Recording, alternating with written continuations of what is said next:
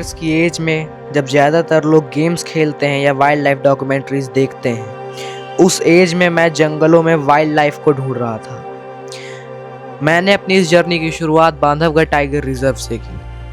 ना एक्सपीरियंस था, ना एक्सपेंसिव गियर्स थे, बस थी तो एक चाह कि वाइल्ड लाइफ को एक्सप्लोर करना है। कभी कभी भरी धूप में घंटों तक वेट करना पड़ता था, उसके बाद भी कोई शॉट नहीं मिलते। मन में एक निराशा होती थी, पर साथ में एक आइडिया भी बिल्ड होता था कि कैसे मैं उस वाइल्ड लाइफ को चेज कर सकता हूँ। मैंने इन 3 सालों में वाइल्ड लाइफ से सिर्फ फोटोग्राफी नहीं सीखी, मैंने इन 3 सालों में वाइल्ड लाइफ से पेशेंस, टाइमिंग और नेचर की रिस्पेक्ट करना सीखा है। और अब मैं अपनी इस जर्नी को कंटिन्यू कर रहा हूँ। तो आइए आज का एडवेंचर मेरे साथ शुरू करते हैं।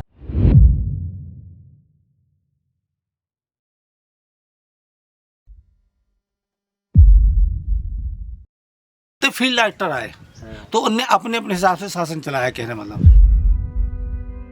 है ना। तो उनने अपने हिसाब से, जैसे मान लो 2005 में यहाँ पर टाइगर पॉपुलेशन 0 हो गया।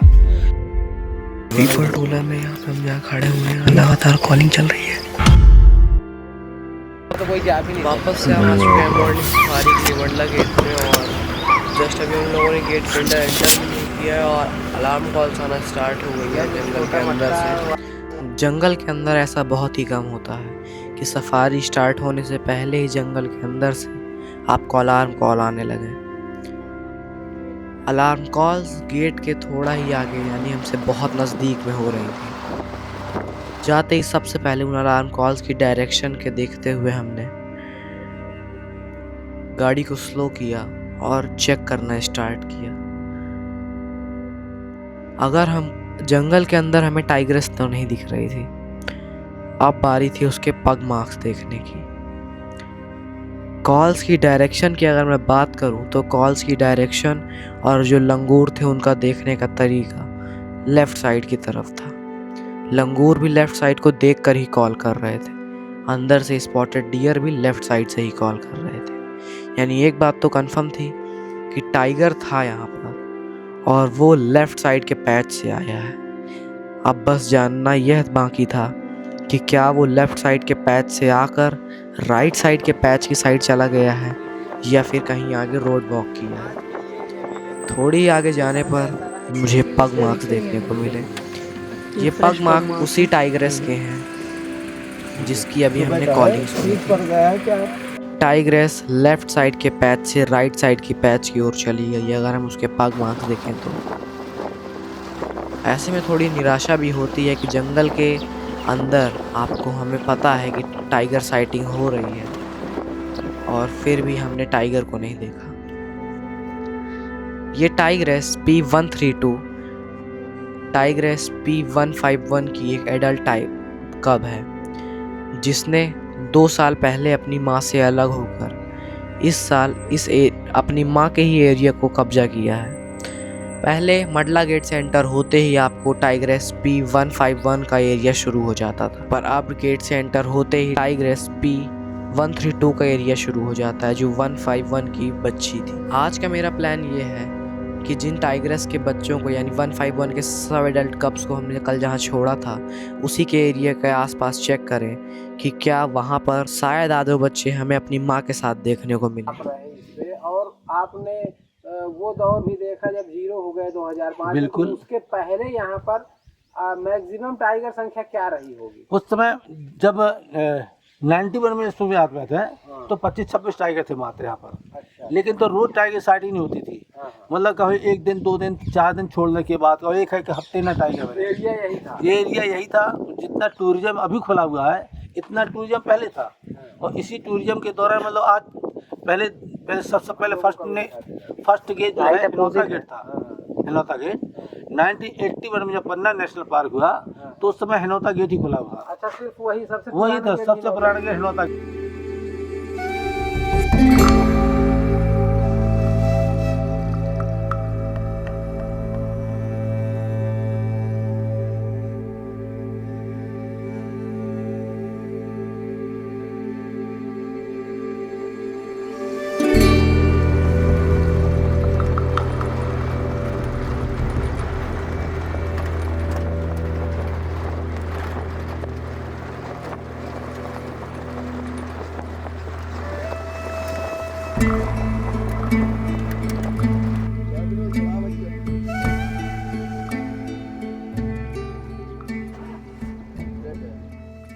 हमारी साइटिंग हुई, ये 151 के सब एडल्ट कब हैं जिनको हमने लास्ट इवनिंग सफारी में देखा था।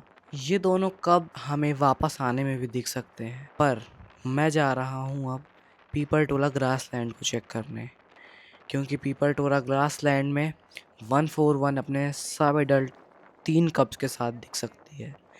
ये बच्चों के लिए काफ़ी वेट किया मैंने कि शायद उठेंगे, चलेंगे, कुछ मूवमेंट देंगे, पर सिर्फ़ और सिर्फ इनके कान दिख रहे थे। इनका फेस भी अच्छे से नहीं दिख रहा था ताकि मैं कुछ वीडियोस ले पाऊँ। अगर इनका क्लियर वीडियो देखना है तो आप मेरी लास्ट इवनिंग सफारी वीडियो में जाकर देख सकते हैं, क्योंकि जो मैंने लास्ट इवनिंग 141 विथ कब्स का जो चांस मिस किया, मैं उसे दोबारा नहीं मिस करना चाहता।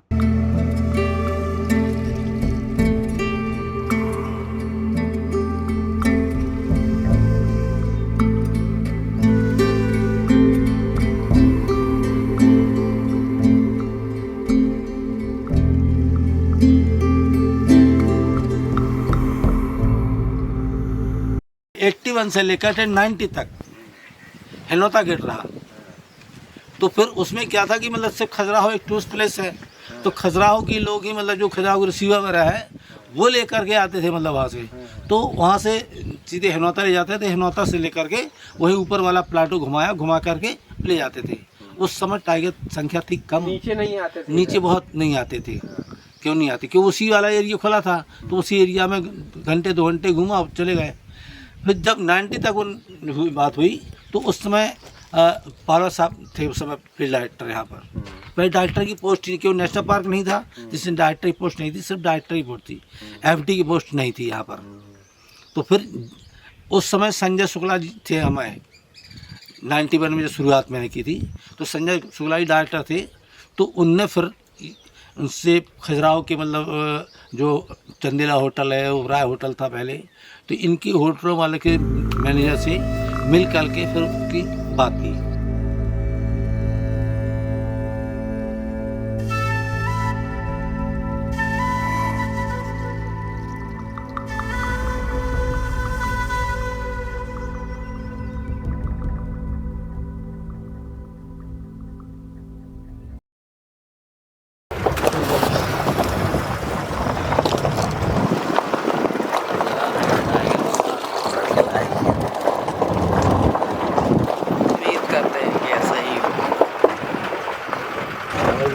अरे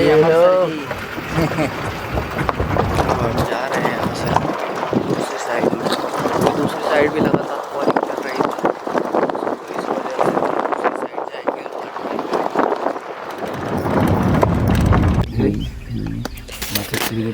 पीपल टोला में यहाँ पे हम जहाँ खड़े हुए हैं लगातार कॉलिंग चल रही है और होप की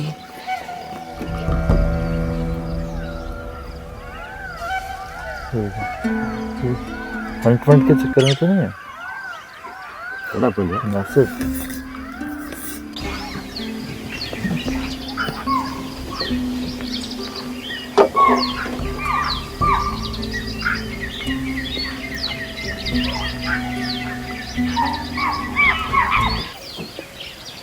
नरवा देख रहा तू?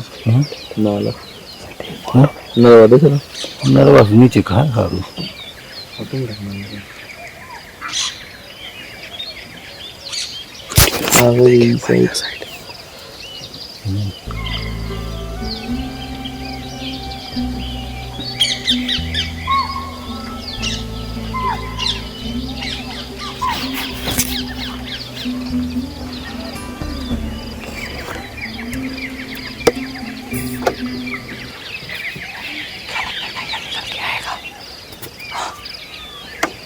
कॉलिंग क्योंकि चल रही है ना, अच्छा ट्राई करेंगे अपन की हो जाए ना, शायद से टाइगर साइटिंग शायद हो जाए। लगातार टाइगर दिख रहे हैं, कॉलिंग चल हुआ मुझसे हिनौता गेट जाने में काफ़ी दूरी पड़ता है।